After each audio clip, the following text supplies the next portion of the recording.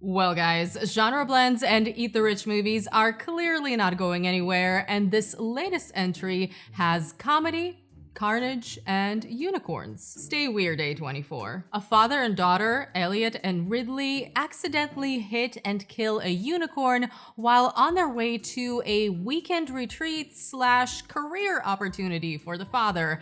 But when the magical creature turns out to have healing powers, Elliot's billionaire boss becomes determined to exploit it as a business opportunity. Now, I did not see any trailers for Death of a Unicorn. I saw the premise, which I thought was interesting. I saw that it was a mix of comedy, horror, and fantasy. I saw that it was an A24 film. I saw the cast, and I was sold. And I am so glad I did not watch any of those trailers because not only do they give away way too much of the plot, but as far as the comedy goes, most of the best bits are in those trailers.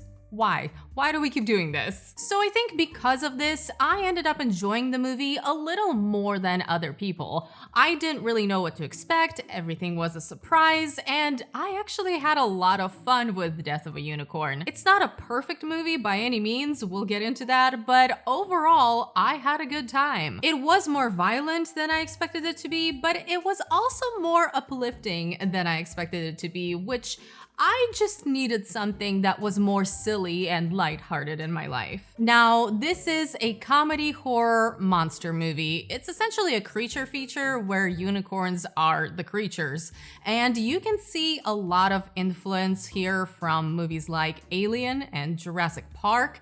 It sounds weird, but it works. And when the end credits started rolling and executive producer Ari Aster came up on screen, it just made so much sense to me, and I do mean it as a compliment. So let's talk about the positives first, and the two biggest things that make this movie work are the concept and the cast. I really enjoyed seeing the film actually playing into the unicorn mythology with the unicorn blood having healing powers and making the unicorn tapestries part of the story, which are actually a real thing in case you're wondering. You can go see them in the Met Cloisters in New York. I have always enjoyed seeing a dark take on fantasy, and unicorns murdering people is obviously a dark take on these creatures that are usually associated with magic, innocence, rainbows. But not here. I also really liked the evil monstrous design of some of these unicorns. It helped with the entire creature feature idea, and I loved that the unicorns looked different from one another depending on their age, depending on how protective they were. I don't want to spoil anything, but I did love that they looked different from one another and that some of them looked straight up evil. The other part of this is the father-daughter relationship, which is supposed to be the emotional center of this movie, and it works well enough. It's nothing mind-blowing, it's not as developed as it could have been, unfortunately, but it does enough to bring some emotion into this, especially when contrasted with the rich family and what those relationships look like. The rich family, they're something else, but as terrible as they are, they're entertaining to watch because they're ridiculous and because the cast is killing it. We have Richard E. Grant and Téa Leoni, who are both fantastic, but welcome back, Téa Leoni. I didn't realize she hadn't been in a movie since 2011. I hope we will see more of her now. But the show stealers are Will Poulter, the son of the rich family, and Anthony Carrigan, who plays their butler. These two are hilarious. They are the MVPs and absolutely made this movie for me. I was particularly impressed by Anthony Carrigan because he doesn't have a lot of dialogue to work with, but he definitely stands out. The comedic timing of his reactions and physicality is just perfect. put him into more movies ASAP. As for Jenna Ortega and Paul Rudd, they're good, but it's nothing you haven't seen from them before. Ortega is likable and easy to root for, even though she continues to get typecast, but she does well in these angsty teen roles. And Paul Rudd is likable because he's Paul Rudd, even though his character's decisions are often frustrating. What stands out the most here, as far as what this movie is trying to accomplish, is the juxtaposition of this cute magical creature and its monstrous murderous side, and the eat the rich aspect of it all. Both of these things are done well enough to be entertaining, but I don't think either of them is pushed to its full potential. Yes, you see the billionaires looking at the world as a business opportunity, and instead of appreciating what it has to offer, they see resources and assets. The most interesting aspect of that conversation was how the movie shows these people using false morals to cover up their opportunism and greed, pretending they want to do good, while in reality, it's clear the only people to benefit from this will be the select few, people just like them. But even with that, this isn't something we haven't seen done before, particularly recently, and this is definitely something we've seen done a lot better in other movies. Does every film have to be the best of its kind to be enjoyable? No, of course not.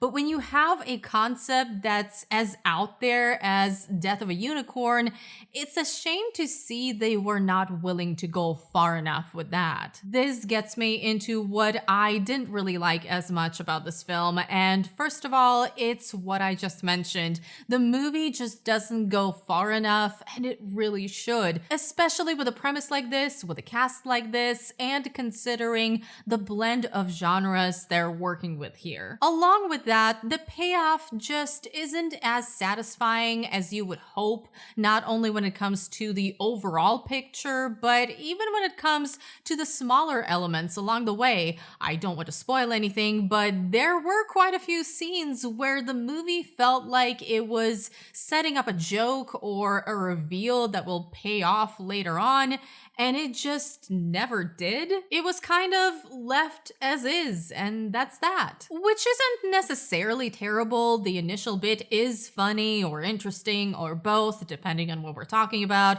but it just leaves you feeling unsatisfied when you realize that that's all there is to it, even though there clearly is room to go much further with that idea. The other thing is, the CGI doesn't exactly look amazing. I don't think it's as terrible as some of the early reactions made it sound, and because the movie is on the sillier side of things, it's a little bit more forgivable, but still, some of it just looks off. This was particularly an issue when it came to CGI blood and gore.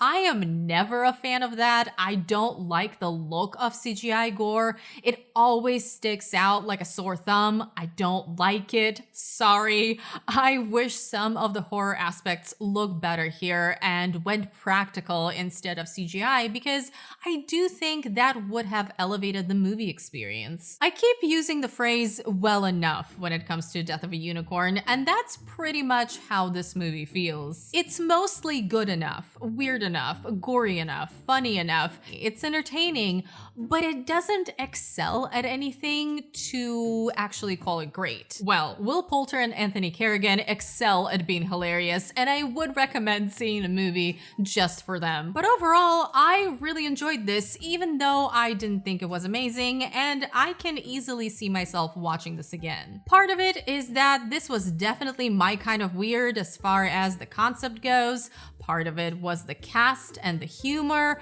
but also I think part of me just needed this type of lighthearted movie that was still within the genres I enjoy, but wasn't filled with dread for the human experience. It's simultaneously violent, heartfelt, and uplifting, which is a fun combination of things. And while I do wish it really went all out with its idea, and I wish the filmmakers went for a more practical approach with the effects, especially with the gore, I still think the good easily outweighs the film's flaws, particularly because of how surprisingly well it blends all of those different genres. I had a pretty great time, and if you decide to check the movie out, I hope you do as well. But can you believe they handed out unicorn horns at the screening? I look ridiculous, but walking into that theater and seeing 80% of the audience wearing these is a visual I am never going to forget.